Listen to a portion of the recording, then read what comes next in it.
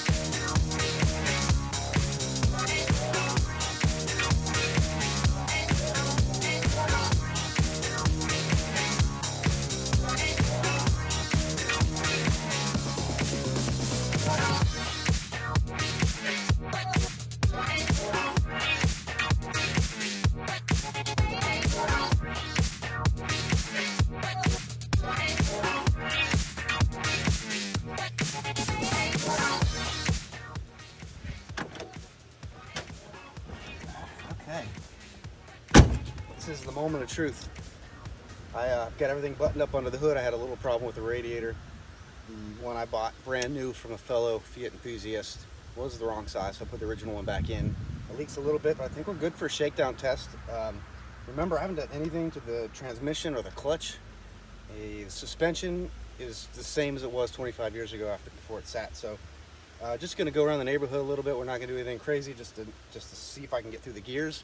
I've only ever pulled it in and out of the garage, first gear and reverse, which I know work, and the clutch is good enough to do that.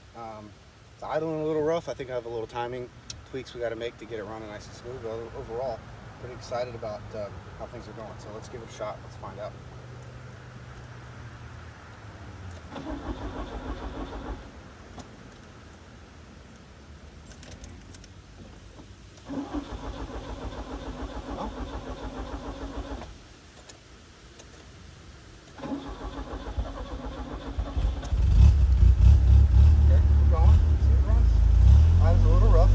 We'll get it figured out. All right, here cable clutches. Feels very stiff. And I'm wondering if it's just sat so long that it's just kind of seized up a little bit. Let's get it turned around and see how we do here. Okay.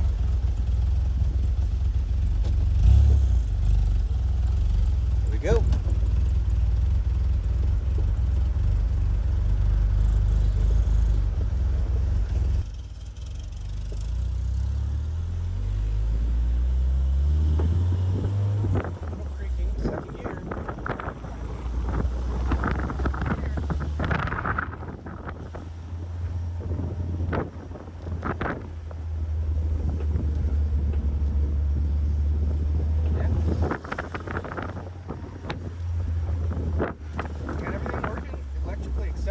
Wipers, brake lights, headlights, turn signals, everything seems to be working. Still idles a little bit rough. Okay with that. Here we go though. Hey. Third gear. Let's. Yep. We got third gear. I'm driving the car though, guys. First time in 25 years. So, and it quit uphill. What does that mean when it quits uphill?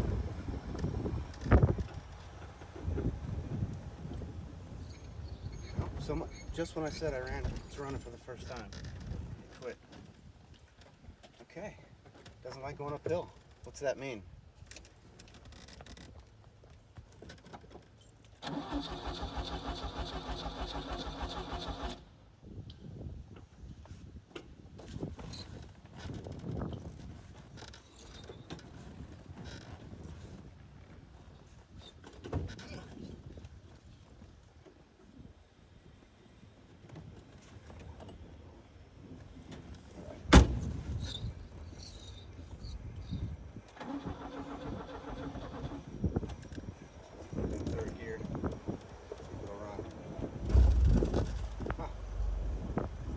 It's like it's out of gas.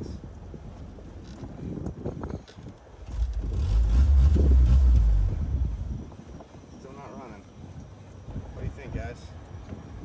That's disappointing. I'm not gonna make it home.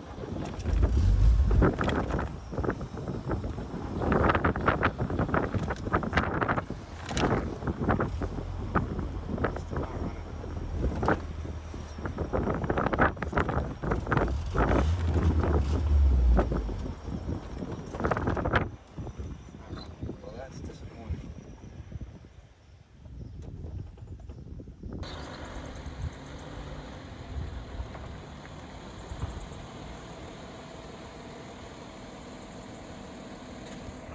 All right, so that just happened, just in the neighborhood, and it quit. So I got basically down to the end of my driveway, and let's just take a look under the hood. And I have a feeling it's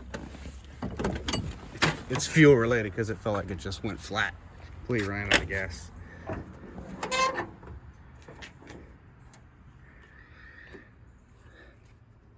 That's,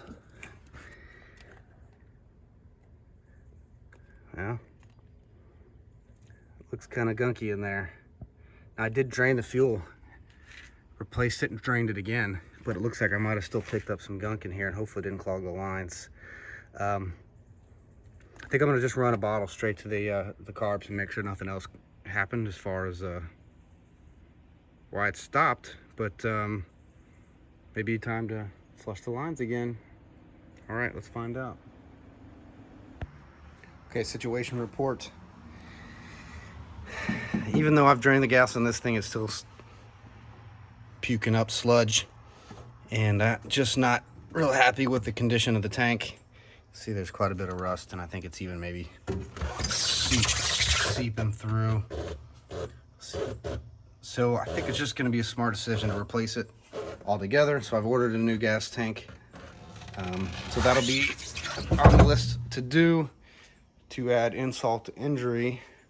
While I was fiddling under the hood, replacing the fuel filter, doing a few other things, dropped my ratchet and it wedged on the back of the nut here of the alternator and began to spark, become red hot, smoking. I reached for a rod from my workbench to knock it off, but the damage was done. Although I can't actually see any melted wires. That nut goes directly to the starter, and that starter goes directly to the battery. So basically dumped the battery, just dumped its load right through the block, through the starter. Now the starter turns extremely slow. It's very weird. Let me see if I can demonstrate what's going on. I really don't understand exactly what's happening. But I'm pretty sure the starter's just, if you guys can hear that. Let's see. Let's listen.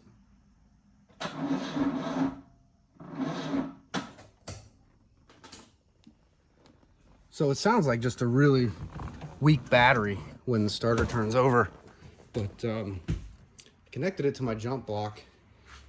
I thought maybe I had damaged the battery when it dumped its load like that, but I've charged it and the charging comes back positive.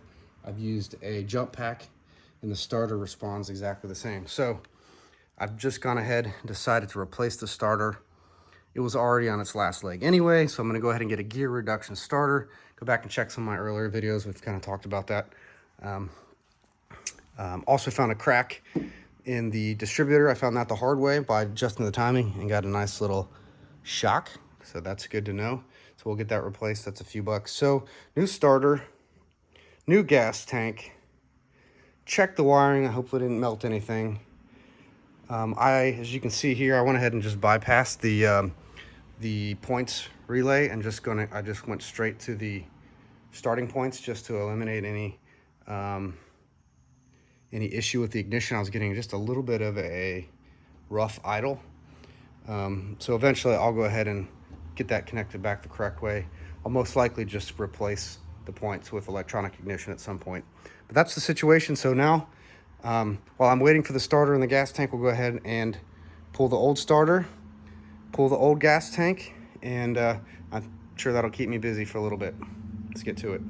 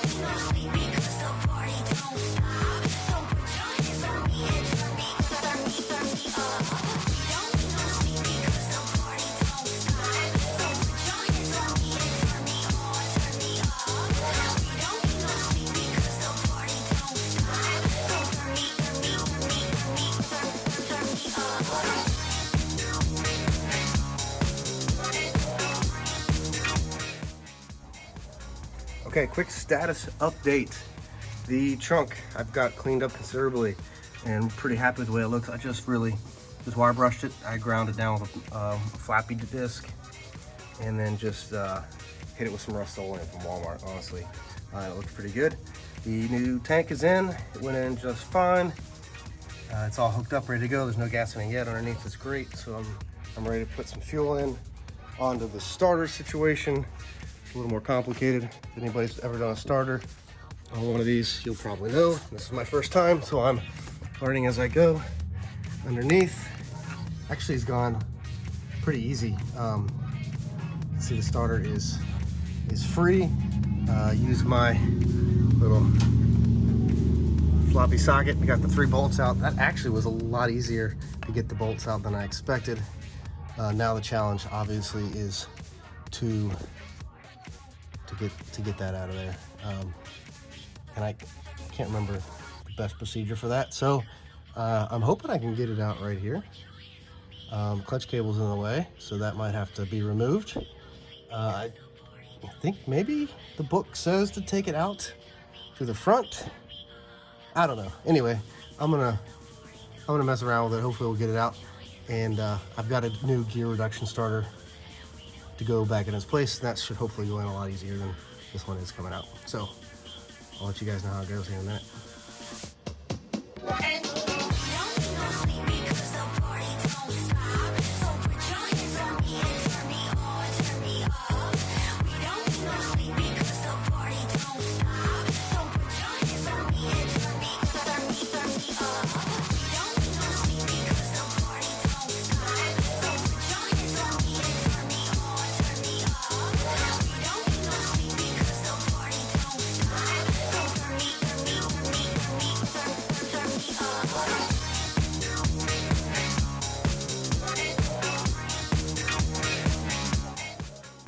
Okay, well, the tank is installed and plumbed and looks good. No leaks. I got some fresh gas in it. The starter swap went much easier than I expected. The old starter was a little tricky to get out. The 3 bolts that are around the belt housing are challenging, but I have small hands, I guess, but I was able to reach up around, pull those out. Not a big deal. And the gear reduction starter that I replaced with was obviously very light, very simple to install. So it's good. Now the only problem, and I think we're gonna end it here, is the battery is completely flat. I need to, obviously, I'm gonna try to charge it. I think it might be bad. So we're gonna end it here. We're gonna come back next time with a new fresh battery, a lot of juice. We're gonna get this baby running again. Now that the starter's good, that fresh tank of nice gas, we're gonna be ready to go. We're gonna go for the first drive. We're gonna make it work this time. We'll see you next time.